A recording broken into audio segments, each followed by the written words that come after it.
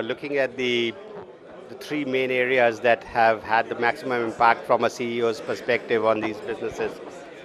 The one area from our business perspective that has the maximum impact probably is the technology.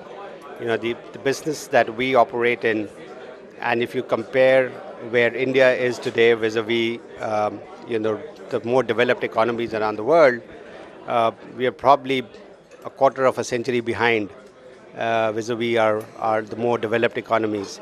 And probably this would be one sector where the gap in technology is the largest, if you look at it. So, given from what, how we can make these technologies change to bring in more efficiencies in the operational aspects, in the asset classes that we own, the fact to bring in, one of the biggest factors that the Indian Railways really focuses is on the safety. And safety of the operation, safety of the assets that operate on that system, and what can give the biggest fillip in bringing that safety aspect is the technologies that you can bring about in those in the wagon designs, in the operations.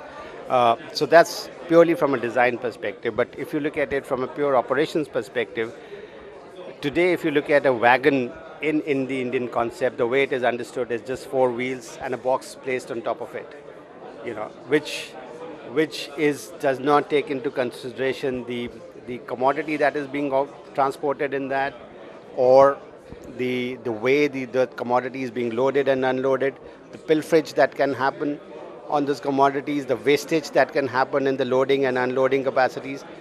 That is where the technology brings in. It brings in efficiencies in the commodity that you're carrying.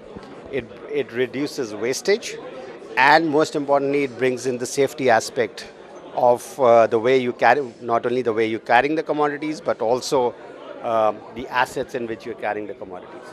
So, from GATX's perspective, what and as what we would really like to see coming in more is a greater focus on technology.